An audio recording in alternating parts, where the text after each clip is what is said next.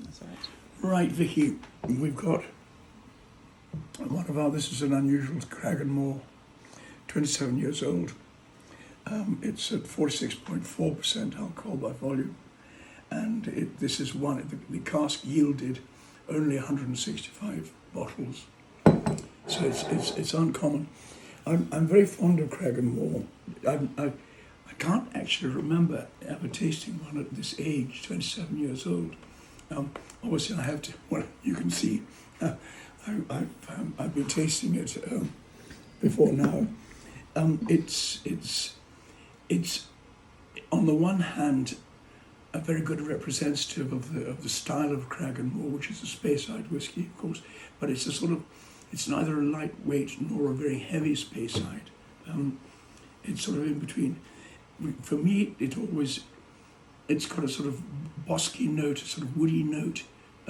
That I'm not talking about this one, but typically the former manager, who was a friend of mine, he always got green bananas from Cragganmore.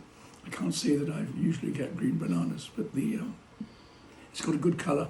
I would suggest that it's almost certainly come from an American oak cask, probably a hogshead, refill hogshead, at 27 years old. I'm trying to warm it up a little bit because it's very cold.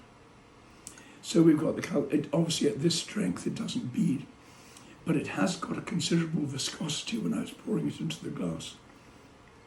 Now on the nose. Yeah, well, as you'd hope for and expect, it's mellow, no prickle. The top notes they're sort of dried fruits, but in a it's like a Christmas cake or a Simnel cake or an Easter cake. Slightly dry, nose drying, and that's why I think of Simnel cake, because for me, a good Christmas cake is more moist.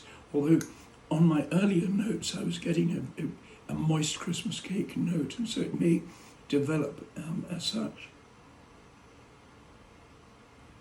Yeah, it's lovely.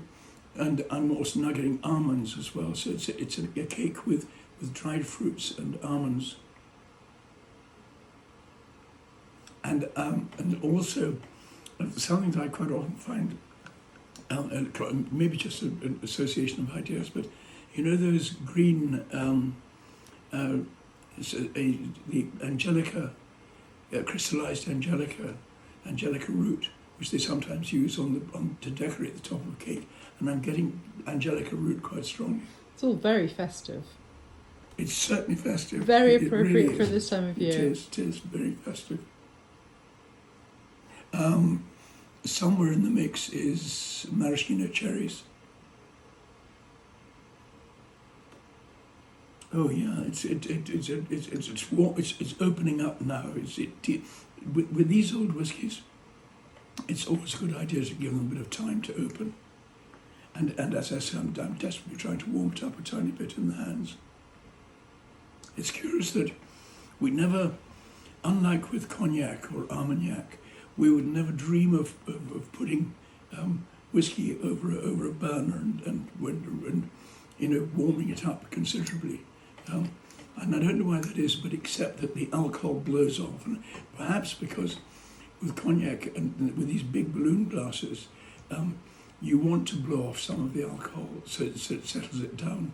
But we would never think of doing that, so you'd better just warm it in the hand. Right, now then, taste. I'm going to have a little mouthful of water.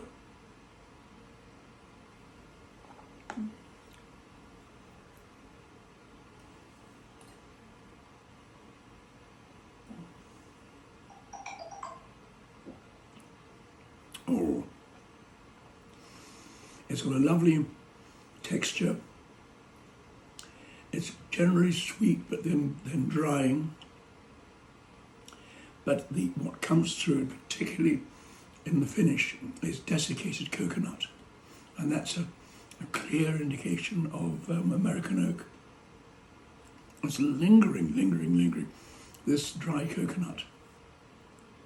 Very, very nice. Very, very pleasant. Easy to drink. And easy to drink. Well, of course, it's at 46. It's not a very hard drink. It's been very easy to drink.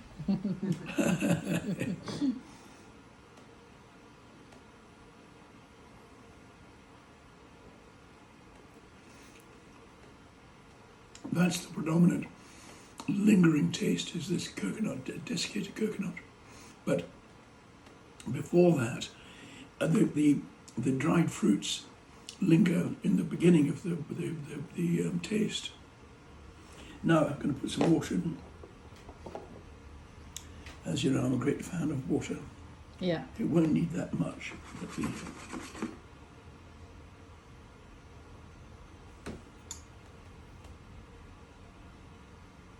It hasn't really done very much for it. You know, I would have hoped it would open it up more, but I'm not getting that.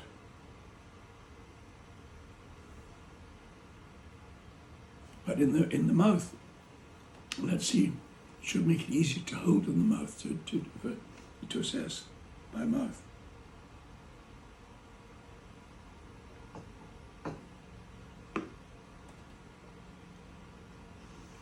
Slightly sweeter. It helps. It's called flavour by mouth. The assessment by mouth. That's a good idea. It's not quite so coconutty, but it still lingers pleasantly. It's a thoroughly nice whiskey, and very, very easy to drink. Festive is the right word. Love it. Share with your friends. Great. Solange. Solange.